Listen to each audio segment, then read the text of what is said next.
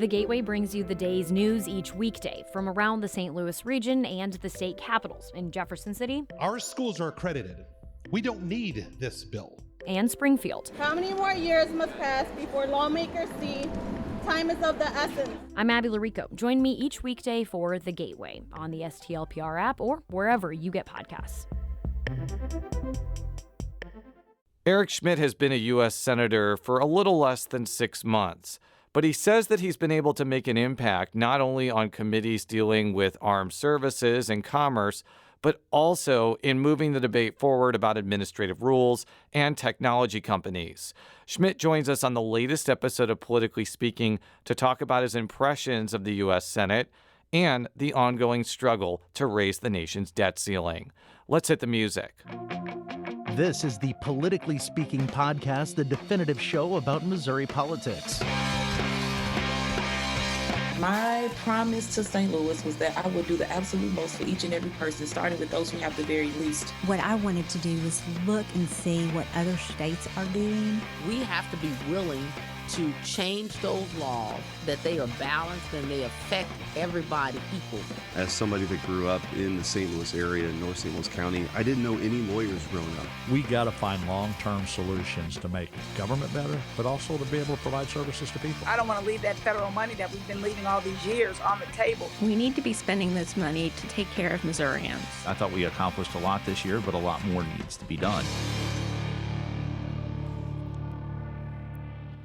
And welcome to Politically Speaking. I'm your host, St. Louis Public Radio political correspondent Jason Rosenbaum. Joining me in studio in St. Louis, he is somebody who is no stranger to Politically Speaking. I'm not sure if somebody has surpassed your record amount of appearances on the show, perhaps Secretary of State Jay Ashcroft, but returning, I believe, for the 8th time.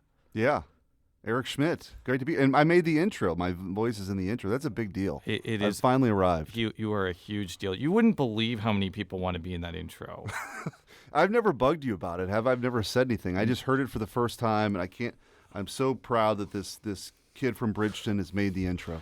I mean, you didn't come from billions. You came from Bridgeton in order to make the Politically Speaking intro. That's why you've run for office in the first place. But enough of that. You have been a U.S. Senator now for what, 6 months, 7 months? Not even January 3rd. So whatever that is. So 5 months. What is time, anyways? It's interesting seeing you transition back to being Senator Eric Schmitt. That's how I got to know you all these years. But being a U.S. Senator is a lot different than being a Missouri State Senator. Some would argue that you may have more power as a Missouri State Senator now than a U.S. Senator in the minority. What would you say to those people? What can you do right now given the divide in Washington? Well, I think been pretty effective. On the Commerce Committee, for example, there have been 2 nominees that the president put forward that have not gone through because Republicans, and by the way, and Democrats, spiked those nominations. So there is more of an opportunity, I think, than people think to work together. I just co-sponsored a bill with Senator Hickenlooper from Colorado on commercial aircraft issues. And so anyway, I think there's some opportunities to do that. But being in the United States Senate is we've talked about, just walking up here, it's surreal. Most of the swearing in was January 3rd. Most of my family, including my parents, had never even really been to Washington before, and to go there and be sworn in as I think the actual was a round number, the 2,000th person ever sworn into the United States Senate, was certainly very humbling, and just trying to make the most of it on behalf of the people that I've been proud to represent. You mentioned your ability to make an impact on nominations.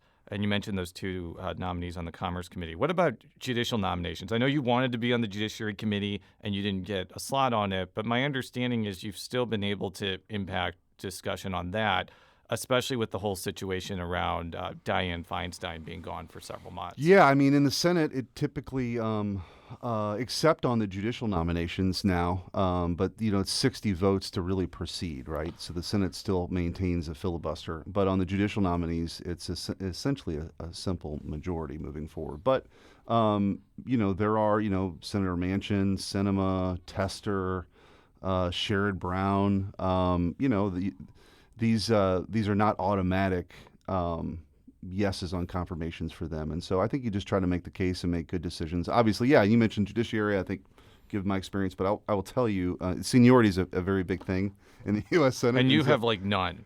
well, it's funny how they decide these things. Senator Britt from Alabama comes from a smaller population state. We came in at the same time, so I am ahead of her. And she's never been elected to anything, too. Correct, but you don't get credit for AG service. You get, which is interesting. That is interesting. I mean, I guess Thomas Eagleton faced the same problem when he was elected U.S. Senator as Attorney General. Yeah, that's right. Our Josh Hawley, too. And then there's some neat things. I had posted this on Twitter. I inherited the Harry Truman desk, which had, Truman, and you carve your name in there, Danforth, Bond, Blunt. So there's a lot of great history. Thomas Hart Benton, our first senator. So you learn to appreciate that for sure. I'm sure that the ghost of Harry S. Truman absolutely hates everything you stand for, but you never know. I don't think so. I think the Democrat Party in Harry Truman's day is a little different. But by the way, as a graduate of Truman State University, Northeast Missouri proud. That's right. Used to be Northeast Missouri State University. It was. And then Tom Eagleton actually gave the commencement address at my graduation. Isn't that kind of... What a full circle moment. Anyway, let's talk about some of the legislation that you've sponsored. One of them is called the Erase Act,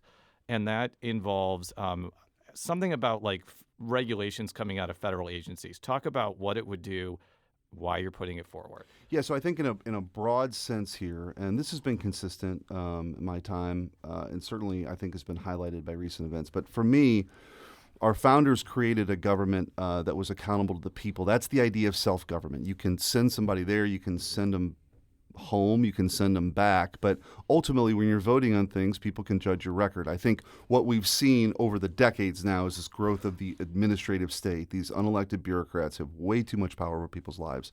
And so with that legislation, which was the first one that I filed, it would require, if you're going to move forward a new regulation or rule, you got to pull back 3. So it does, I think, some important things of getting rid of things that maybe should have never, either they've outlasted their usefulness or never should have been a reg in the first place, but also gets people thinking really hard if they want to move one forward. And then we also filed some other legislation, including the REINS Act, which would make essentially Congress have to vote on these things. I think that if it's such a good idea, Congress should have to vote on it. And it also puts the power back in the Article 1 branch. Again, these unelected folks, and this I don't believe this is a partisan issue. I just think it gets back to accountability in the Article 1 branch. Now, do you think that this could, let's just say that former President Trump or Governor DeSantis or, who knows, maybe your colleague Senator Tim Scott become president, and they're encountering a similarly divided Congress and decide to use the regulatory powers to enact quote-unquote conservative ideals. Isn't it possible that your legislation could ultimately backfire on Republicans to, roll back or to actually pursue some conservative priorities? Well, look, this is about structural reform, and I believe deeply that the idea that these folks, 1,000 miles away from here, who, in the federal government, by the way, is supposed to be a government of limited powers. The states came together to create the federal government of limited powers. The state stands, and I think, when you think of these things, that's kind of how we got to where we're at. And by the way, the Congress has a part to blame in this too. They get to say, hey, I voted for the greatest bill in the world, but I can't believe what the EPA did, right? So they've sort of willingly give this power away, and the founders, I think, would be shocked. This wasn't the vision of self-government. And also, if you read the Federalist Papers, the idea was that each branch would jealously guard its power, and Article 1 branch is given it away in Congress. So anyway, to answer your question directly, maybe, but I think especially under the REINS Act, which I'm proud to sponsor, Congress would weigh in on it. So if it's a good idea, then you got to work to get it passed. Yeah, and I could also see the argument being that even though like Congress passes specific statutes, there could be instances that arise that may not be specifically defined in statute, and that's where sort of the leeway of executive branch agencies to have regulations kind of comes into play. I know that's more of an observation than a question, but what do you make of that argument that it could reduce flexibility to deal with real problems in this country. Well, I think you've seen, though, what you've seen now is the abuses that have happened. And I think that when we're dealing with major questions, I will say that, and not to get too in the weeds, I'm sure some eyes will glaze over on this one, but there's something called Chevron deference, right, which is there was a court decision essentially decades ago that said that we're going to rely on the opinion of these experts. And by the way, this is the ghost of Woodrow Wilson, the worst president in the history of the country. This is something that the senator and I agree on 100%. I hated Woodrow Wilson well before it was fashionable, but continue, Senator. Me too, I guess. But anyway, so essentially you've seen this evolution over time. And it's not good for the Republic.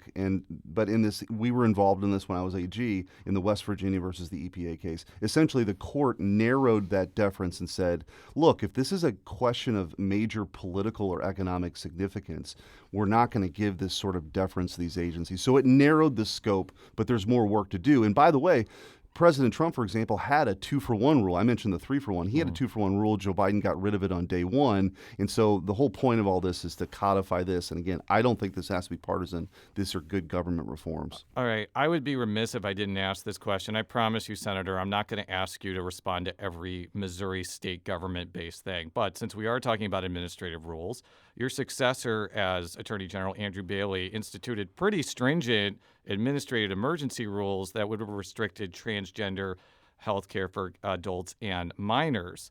So I guess what I'm going to ask you is, are you saying that it's okay to restrict the rulemaking ability of a Democratic president, but it's not? It's perfectly fine for a Republican Attorney General of Missouri to do the same thing? Well, I think we have to look at, again, I talked about state versus federal. States essentially under the 10th Amendment retain the powers that were not granted willingly by the states, right? So in generally speaking, states have more authority. And the Attorney General of Missouri is obviously an important position. I haven't reviewed that closely on the technical grounds. I agree with the idea that, for children, this is a very serious issue. So I understand philosophically where he's come from. I didn't review it technically. I'm doing a different job. But I will say, yeah. But you don't support restrictions for adults, though, right? I think adults can make their own decisions here. We're talking about kids. I think it's very dangerous. And I think the revelations that came down from the Wash U whistleblower are very concerning and should be taken seriously. But anyway, the point is also in the AG's office we had in our defense in cases, we did not advocate for administrative deference. We didn't. We just said the court needs to make these decisions. That was part of the three-legged stool, and not to go back in time, but we took on federal overreach. We limited the scope of what you could have from the state side. And then certainly we wanted to make sure that local governments, mask mandates are a great example. When they exceeded the authority that the General Assembly had given them, we came in and said, you've exceeded that authority. So we were pretty consistent there. And I don't think you issued any emergency rules as Attorney General either. So this was not a gotcha question like, why did you do emergency rules? But I do have to ask that question since it is top of mind. We'll be right back on Politically Speaking with U.S. Senator Eric Schmitt. If you have a smart speaker, you have access to the entire world of NPR and St. Louis Public Radio. All the latest news and all the captivating stories.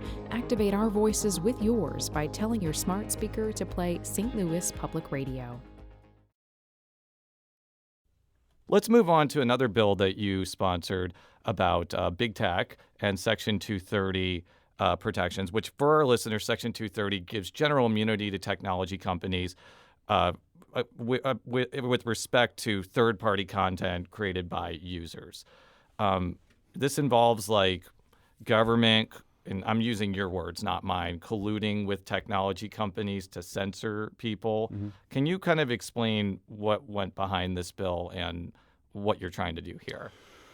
Well, certainly when I was running for this office, one of the things that I promised the Missouri voters was that I was going to continue a lot of the work that I had done as AG. And one of those, I think, seminal lawsuits was the Missouri versus Biden case, which exposed, before Twitter files, by the way, this collusion and coordination between the government and some of the biggest companies in the history of the world, these big tech giants. And so you had literally text messages between senior executives at Facebook and the Surgeon General of the United States saying, take this down.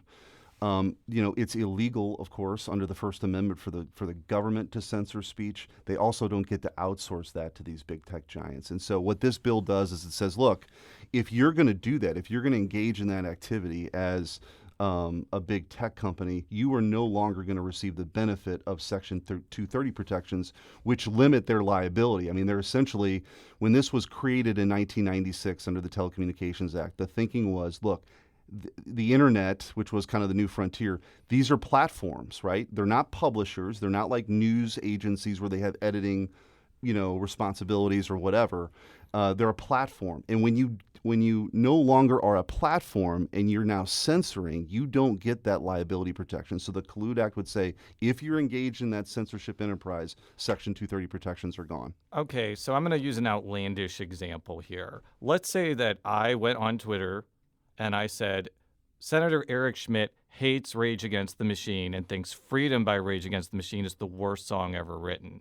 And if your office... That would be factually incorrect. Yes, it's factually wrong because you like both of those things. Now, if your office had decided to email Elon Musk or whoever is running Twitter now and saying, hey, this is factually incorrect, are you saying that if Elon Musk bans me from Twitter, he would lose Section 230 protections? If I'm colluding or using the power of the government to shut down your ability to say something that's not true, yes. And so here's the thing. I gave a commencement address at UMKC a few years ago, and it was on the First Amendment. And I think one of the very important hallmarks of what it means to be an American is the idea that you're willing to defend somebody's right to say something you vehemently disagree with. And that might be factually untrue, but the response to that isn't censorship. The response is then for me to engage and say, Jason Rosenbaum has this wrong. Rage Against the Machine, I'm a Gen Xer. I listened to it. Freedom was my walk-up song on this very program that Jason Rosenbaum said they would probably hate that. And I said, well, this is America. So I would respond with more speech, I guess is the point. Yeah, and I'll be honest, I haven't followed the Twitter files intimately, but I have to imagine a lot of this was you mentioned the Surgeon General or the CDC telling Twitter hey, the vaccines don't cause DNA mutations, or hey, the vaccines don't have microchips in them, or all these other outlandish things that have been said. And I'll admit there were some outlandish things on the left too. I'm not just criticizing that part, but I guess my question is if there is a lot of wrong things being said on a social media platform and it's spreading like wildfire and it's causing people to think that the vaccines have microchips in them, what exactly is wrong with the CDC telling Twitter to stop that sort of thing? Because they're the government and they don't get to tell you what you can say or think. They don't. And if that were, whatever, if they were going to object to it, they would object with more speech. By the way, people were being taken down and deplatformed for saying things like masks are relatively ineffective. And that actually, by the way, has proven to be true. And so, and you should have a debate about it. And if you don't agree with that, then you could point to it. But I'm sure that there were competing studies that say the mask did work, but I understand your point. You understand what I'm saying? And so I think a lot of things, and I'll give you another example. We not only in that lawsuit took the deposition of Dr. Fauci, we also took the deposition of an FBI agent, Elvis Chan, who was having monthly and weekly meetings with these Facebook giants. They had the Hunter Biden laptop. They were saying it was going to be part of a Russian hack and leak operation. This is incredibly dangerous that the government would be working so closely with, whether it's big tech or the media.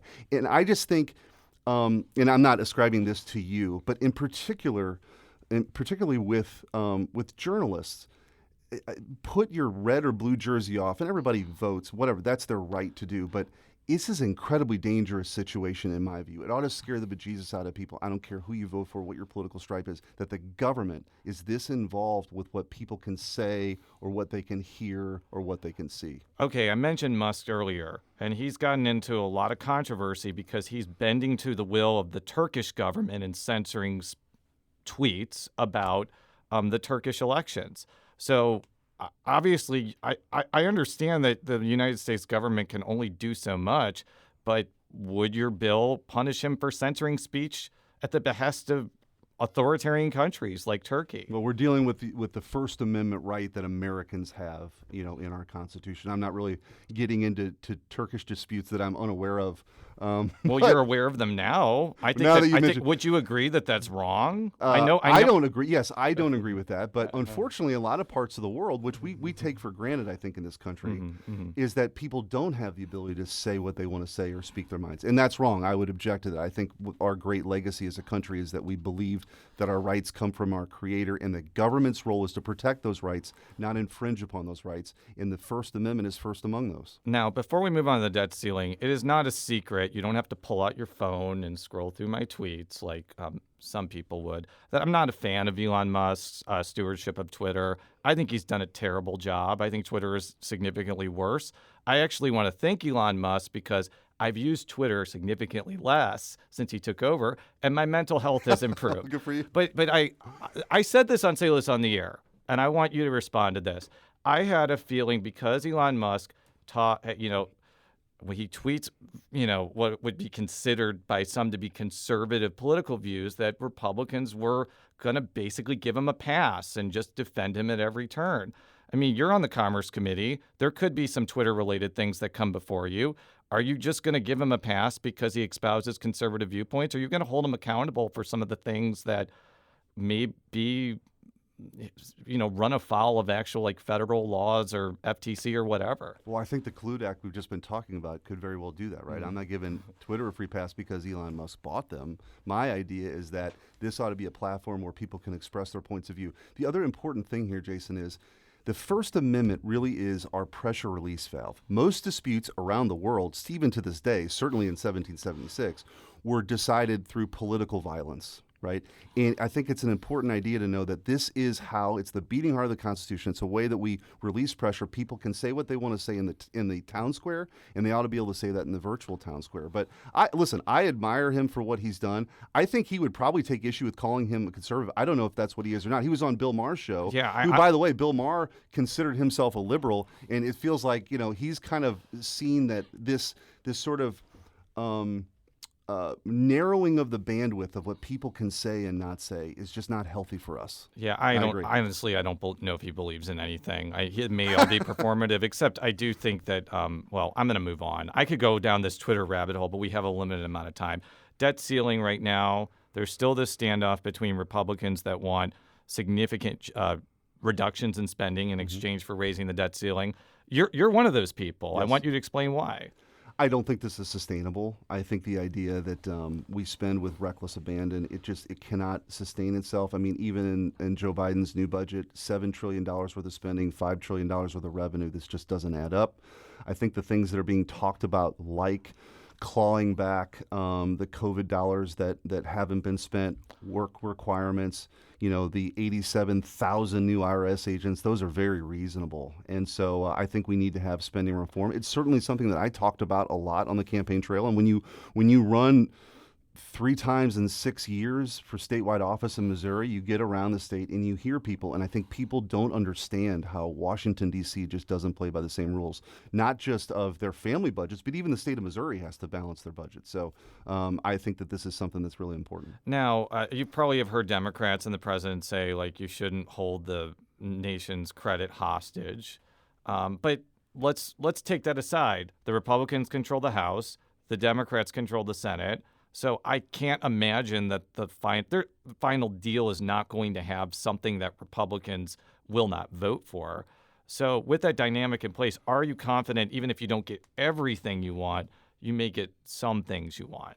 I don't know what those negotiations are ultimately going to yield. And as we are recording this, on May 18th, 2023 at 5:40 p.m. with 15 seconds. It kind of ruins sometimes when you roll out the show, I know, but I think that's for this in particular. It's important to know. This makes sense. Yeah. But look, the reality is that this negotiation really lays at the feet of Joe Biden coming to the table, which his people have in the last day or so, and the speaker. And so that's where these negotiations are at, and we'll see what comes from it. But certainly, I've been supportive. I appreciate the fact that the House was able to move something forward, and we're going to have a real debate about what this thing looks like.